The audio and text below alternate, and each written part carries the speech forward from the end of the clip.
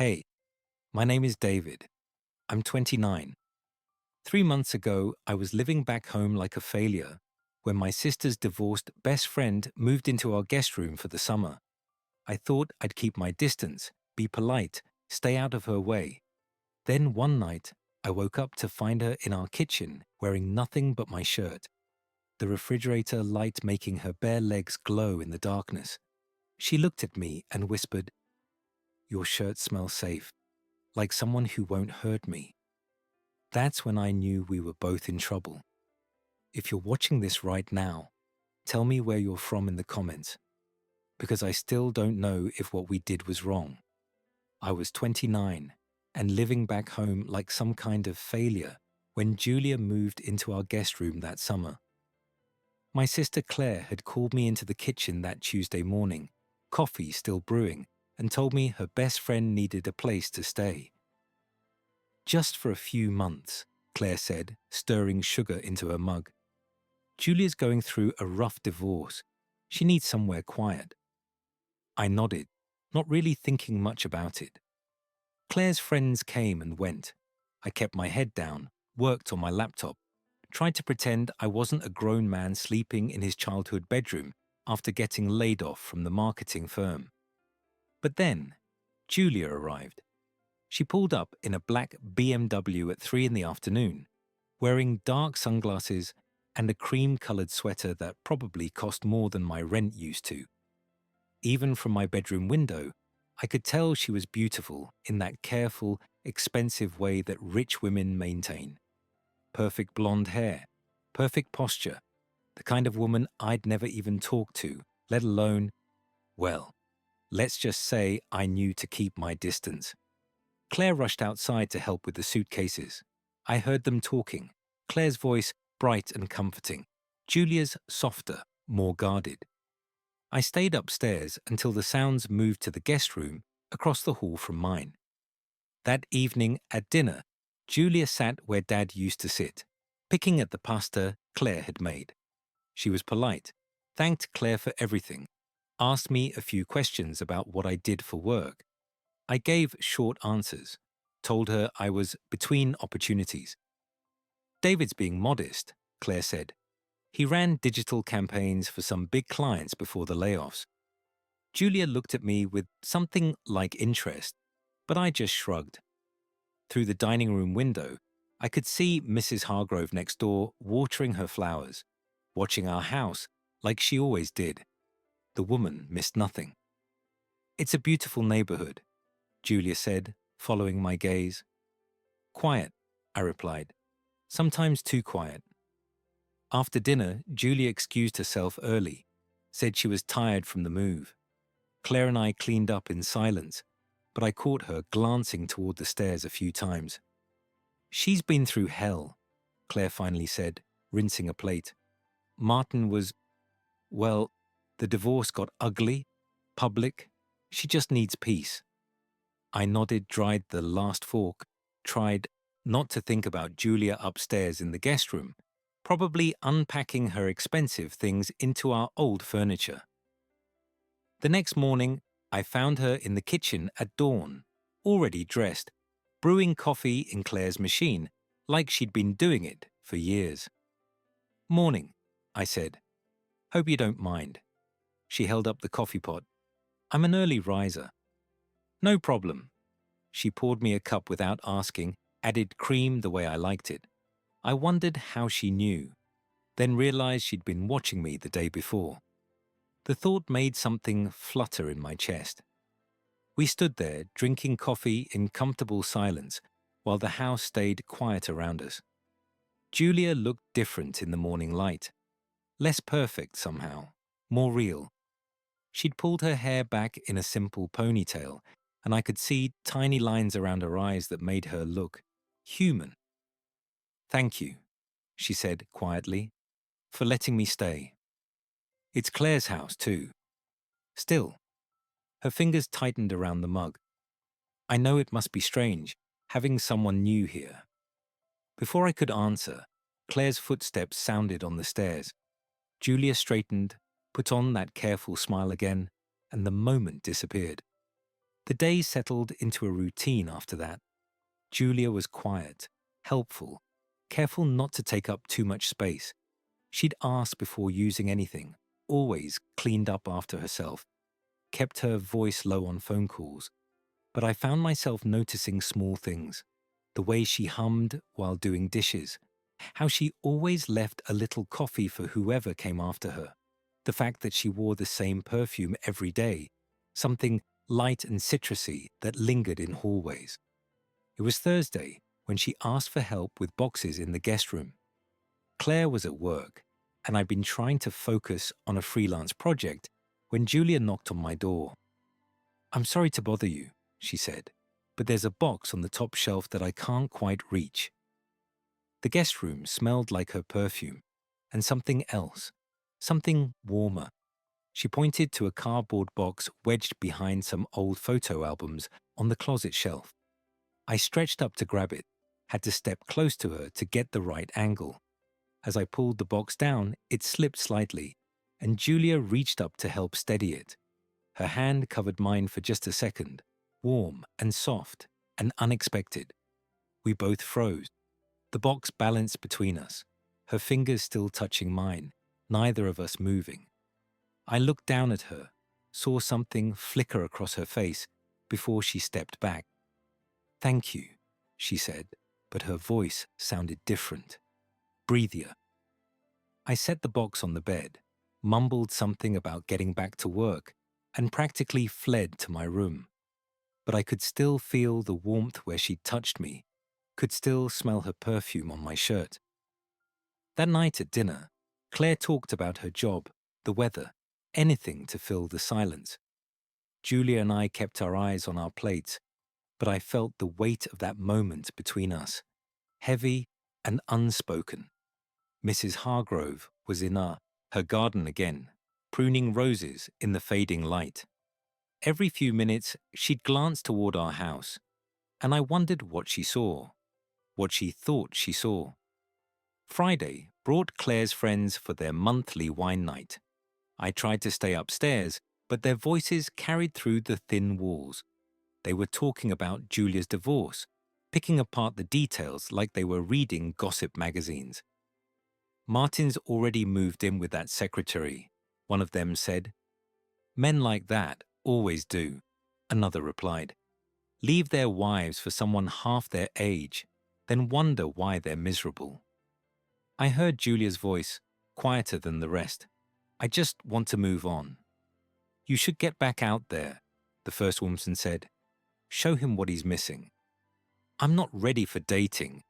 Julia's laugh sounded forced. "I barely remember how to be around men anymore." There was a pause. Then someone said, "What about David? He's cute and single." My stomach dropped. "David's 29, Claire said quickly. "And my brother." "So, age is just a number, and he seems sweet." "He is sweet," Julia said, so quietly I almost missed it. "But—" The conversation moved on, but I couldn't concentrate on anything else. I kept replaying her voice saying I was sweet, the pause that followed. Later, after Claire's friends left, I was getting a glass of water when Julia appeared in the kitchen doorway. "I'm sorry," she said, "about what they said. I hope it didn't make you uncomfortable." "It's fine. They mean well, but—" She moved closer, and I caught that perfume again. Sometimes people think they know what's best for you. Do they? She looked at me for a long moment, something searching in her eyes. "I don't know. Do you think they do?" Before I could answer, Claire's voice called from the living room, asking if anyone wanted tea. The spell broke, and Julia stepped back. "I should get some sleep," she said. But as she passed me to leave the kitchen, her hand brushed my arm, so lightly I might have imagined it, except for the way my skin seemed to burn where she'd touched me. I lay awake that night, staring at the ceiling, trying not to think about Julia in the room across the hall, trying not to wonder if she was thinking about me too. Around midnight, I heard footsteps in the hallway. Soft, careful steps that paused outside my door before continuing toward the stairs. I told myself to stay in bed, told myself it was none of my business. I got up anyway. The house was dark except for the light from the open refrigerator. Julia stood in front of it, one hand on the door, wearing what looked like an oversized t-shirt that fell to her mid-thighs. Her legs were bare, pale in the refrigerator light. She turned when she heard me on the stairs, and I realized the shirt she was wearing was mine. One of my old college shirts that I'd left in the laundry room. "I'm sorry," she said quickly. "I couldn't sleep, and I found this in my room. I thought it was Claire's, but it's mine." We stood there looking at each other, her in my shirt and nothing else that I could see, me in boxers and a tank top. The refrigerator hummed between us. "I can give it back," she said. "It's okay." But neither of us moved. I could see the outline of her body through the thin cotton, could see that she wasn't wearing anything underneath. My mouth went dry. "I should go back to bed," she said, but she made no move to leave. "Yeah," I said, "me too." Still, we stood there. Julia closed the refrigerator, plunging us into darkness. In the dim light from the street lamp outside, I could barely make out her silhouette. "David," she said, and my name sounded different in her voice, softer, more intimate. "Yeah. Nothing, thank you for making me feel welcome here." She moved past me toward the stairs, and I caught her scent again, mixed now with something else, something that might have been my cologne, faint on my shirt that she was wearing. I listened to her footsteps on the stairs, heard her door close softly.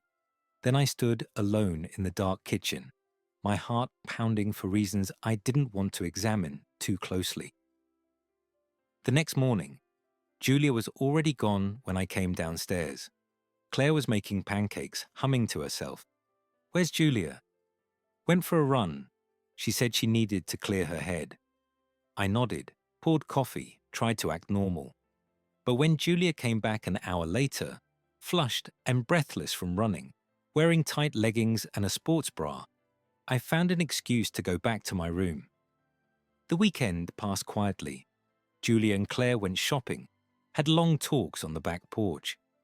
I tried to give them space, but sometimes I'd catch Julia watching me when she thought I wasn't looking. And sometimes I'd find myself watching her too. Sunday evening, we were all in the living room watching a movie when Julia got up for water. She asked if anyone else wanted anything, and when I said yes, she brought me a beer, letting her fingers brush mine as she handed it to me. Claire didn't notice. She was absorbed in the movie, curled up in Dad's old recliner. But I felt that touch like electricity, felt Julia settle back onto the couch just a little closer to me than before. The movie ended, and Claire announced she was going to bed. She kissed Julia's cheek, squeezed my shoulder, left us alone in the living room with the TV playing late-night commercials.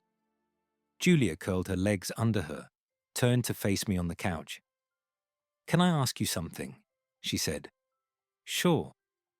"Do you ever feel stuck, like everyone else is moving forward and you're just waiting?" I thought about my empty bank account, my old room upstairs, the job applications that never got responses. Every day. "I thought being married would feel like moving forward," she said. "But really, I was just standing still for 15 years, and now I don't know how to start walking again." "You left," I said. "That's something." "I had to leave. Martin made sure of that." Her voice turned bitter. "The whole thing became so public, so ugly, I couldn't stay. His loss." She looked at me then, really looked at me, like she was seeing something she hadn't noticed before. "You're very kind, David." "I'm just honest. Most people aren't."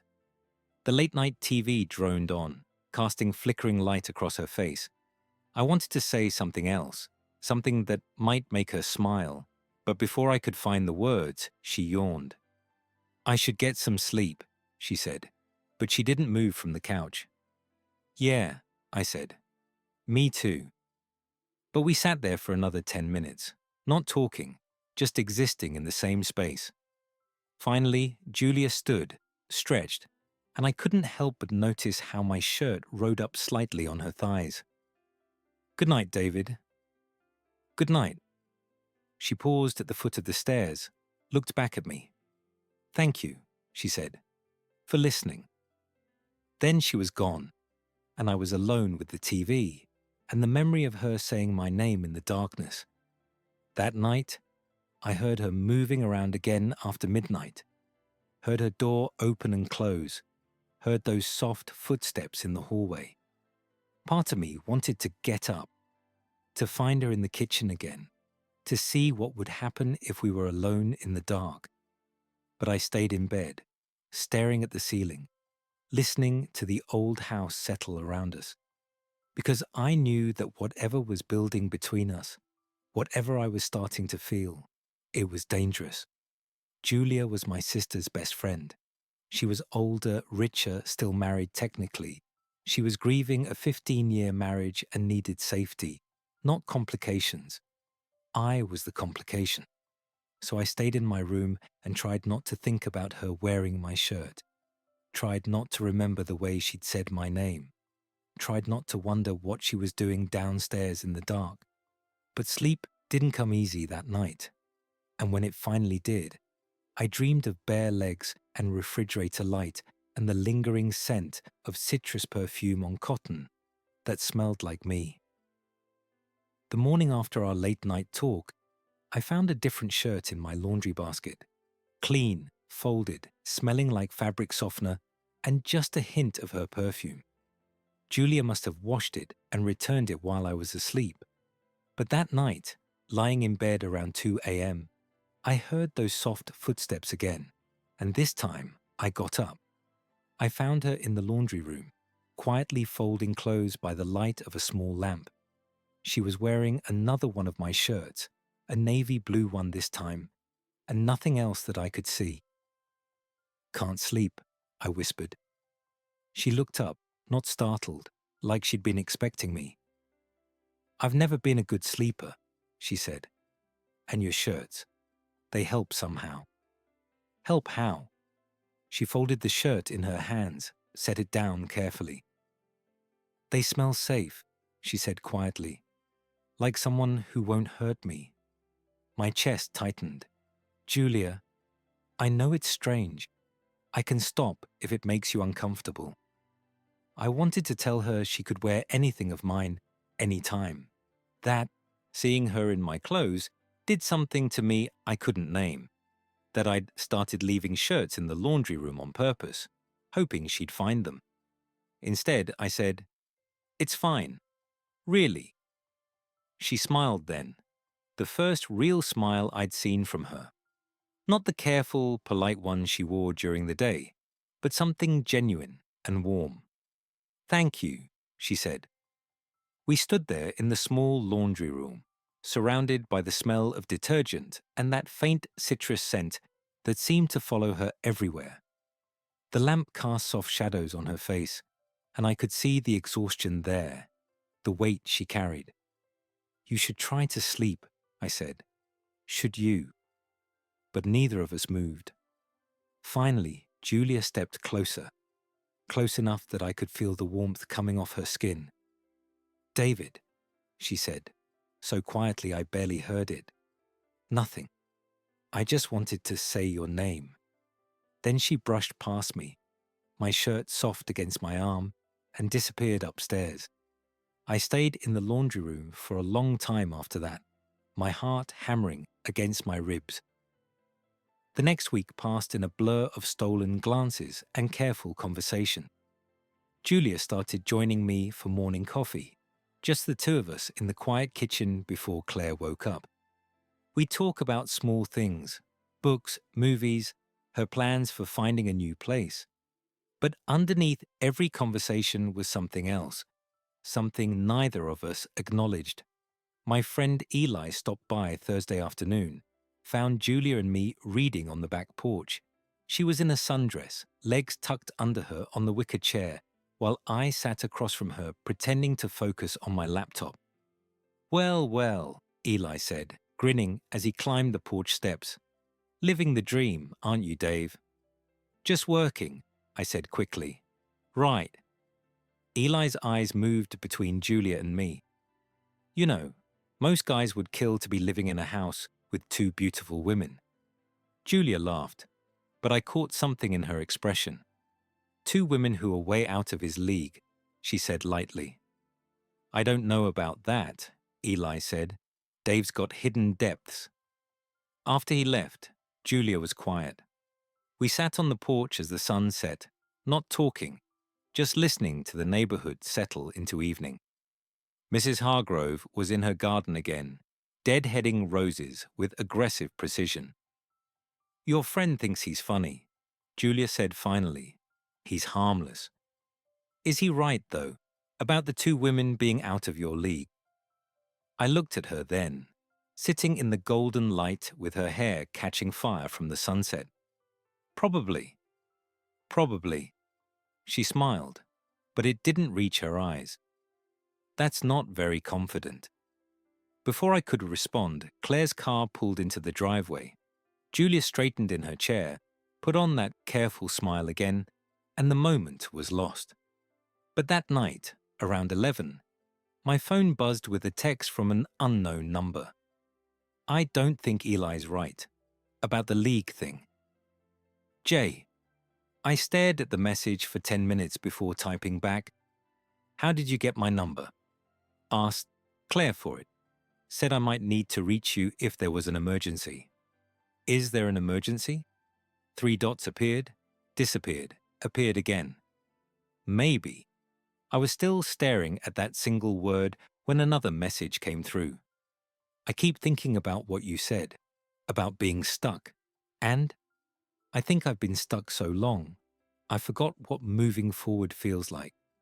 I lay there in the dark, phone warm in my hands, trying to figure out what to say.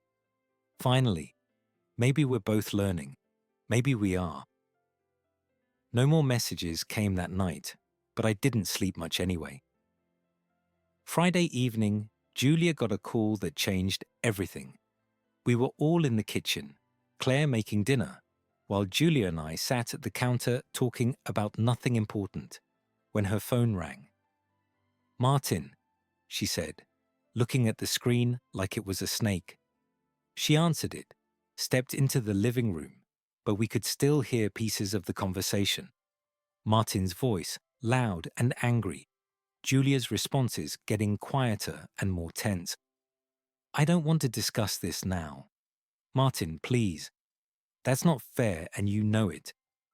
When she came back to the kitchen, her face was pale, her hands shaking slightly. "Everything okay?" Claire asked. "Fine," Julia said, but it wasn't fine. She barely touched her dinner, excused herself early, and we heard her door close with more force than usual. Around midnight, I heard crying, soft, muffled sobs coming from the guest room. I lay there listening, my chest aching, wanting to do something but not knowing what. Finally, I got up and walked quietly down the hall. I knocked so softly I wasn't sure she'd hear it. "Julia, you okay?" The crying stopped. Footsteps, then the door opened a crack. Her eyes were red, mascara smudged. "I'm sorry. Did I wake you?" "No, I was already up." She opened the door wider, and I could see she was wearing one of my t-shirts again. This one an old grey one from college. "Martin wants to reconcile," she said. "Says he made a mistake, wants to try counseling." My stomach dropped. "What do you want?" "I don't know." She wiped her eyes with the back of her hand. "Part of me thinks I should try. 15 years of marriage. Maybe I owe it to that. And the other part? The other part never wants to see him again." We stood there in her doorway, the hallway dark around us. I could smell her perfume, could see the way my shirt hung loose on her smaller frame. Can I ask you something? She said. Sure. Do you think I'm a coward for leaving the way I did? No, I said immediately. I think you're brave as hell. She looked up at me then, something shifting in her expression. David, yeah? But instead of finishing the thought, she stepped closer, close enough that I could feel her breath on my neck, could see the flecks of gold in her green eyes. Thank you, she whispered, for being here, for listening. Before I could respond, she rose up on her toes and pressed a soft kiss to my cheek. Just a whisper of contact, but it sent electricity through my entire body. Good night, she breathed against my ear. Then she stepped back and closed the door, leaving me standing in the hallway with my cheek burning and my heart racing. I didn't sleep at all that night. The next morning, Julia was different, distant. She had coffee with Claire instead of waiting for me, kept busy with errands and phone calls. When I tried to catch her eye, she looked away. By evening, I was going crazy. After dinner, I found her alone on the back porch, staring out at Mrs. Hargrove's garden. Are you avoiding me? I asked. She didn't turn around. I think I should. Why? Because last night, she sighed. Last night, I almost did something stupid. Kissing my cheek was stupid. Not the cheek. My breath caught. Julia, I know what this looks like, she said, finally turning to face me. Older woman, messy divorce, vulnerable and grateful to the sweet younger man who's been kind to her. It's a cliché, David. Maybe, but it's also real. Is it? Or are we just two lonely people making each other feel less alone? I moved closer, careful not to spook her. Does it matter? It matters to Claire. It matters to your life, your future. I'm 41, David. I'm broke, technically still married, and I have no idea what I'm doing next. I'm 29, living in my childhood bedroom with no job prospects, I said. I think we're pretty evenly matched in the disaster department. That got a small smile out of her. When you put it like that, look, I said, I don't know what this is either, but I know that when you're not here, the house feels empty. I know that I look forward to 6 a.m. just so I can have coffee with you. And I know that seeing you in my shirts makes me feel something I've never felt before. What's that? Like, maybe I'm not as stuck as I thought. She was quiet for a long moment, studying my face in the porch light. This is dangerous, she said finally. I know. Claire would never forgive me. Claire doesn't have to know. And when I leave, when I get my life together and move on, I felt something crack in my chest. Then you leave. Julia stepped closer then, close enough to touch. You say that like it would be easy.